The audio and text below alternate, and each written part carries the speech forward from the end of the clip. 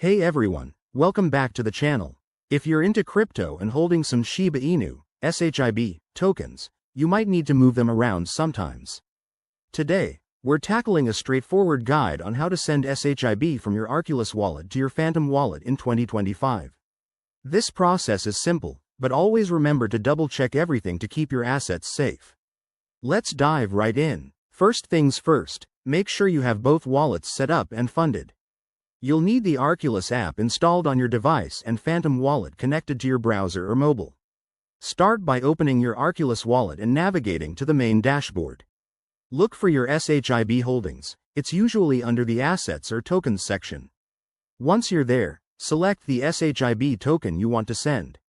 You'll see an option to send or transfer. Tap on that, and it will prompt you to enter the recipient's wallet address. Now, switch over to your Phantom wallet. In Phantom, go to the Receive section, select SHIB, and copy the wallet address provided.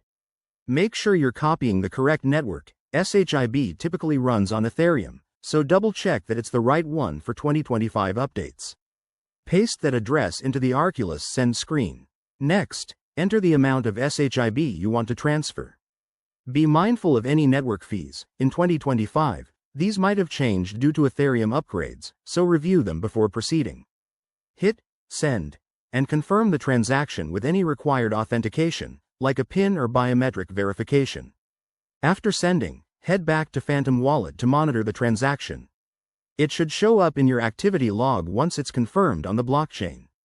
This might take a few minutes, depending on network congestion. And voila! You've successfully transferred your SHIB. A quick tip: always use hardware security features if available, and never share your private keys.